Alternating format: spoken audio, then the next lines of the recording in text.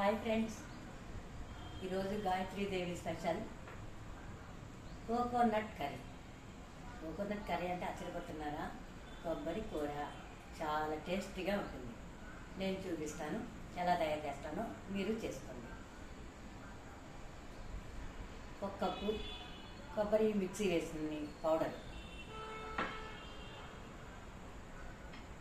2 స్పూన్లు తాలింపు గింజలు, 3 పచ్చిమిరకాయలు,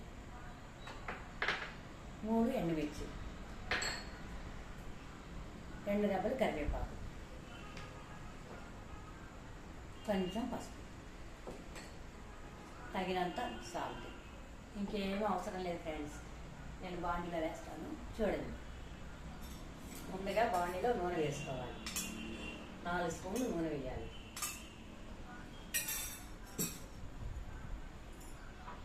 తాలింపు గింజలు కూడా బాండీలో వేసింది.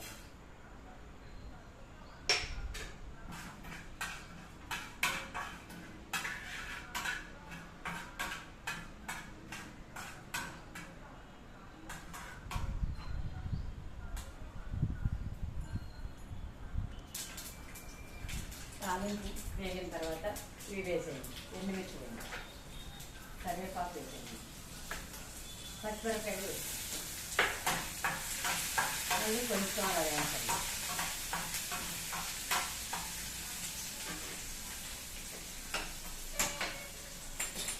వేయించిన తర్వాత కొబ్బరి కూడా వేసేయండి.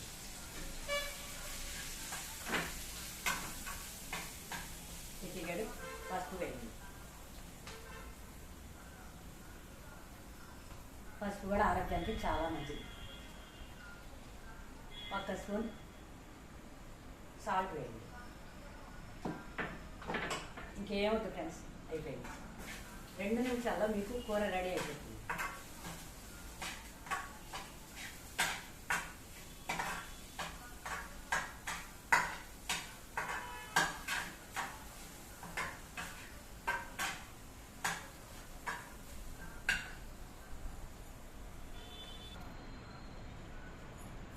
చూడండి ఫ్రెండ్స్, 2 నిమిషాలు వేయించండి.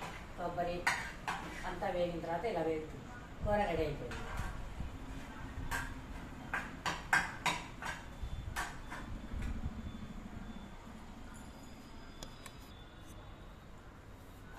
చూడండి ఫ్రెండ్స్, కర్రీ రెడీ అయిపోయింది.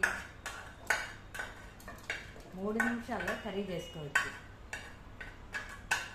మీరు ఎక్కడికన్నా వెళ్ళాలన్నా, బజార్కి వెళ్ళాలన్నా,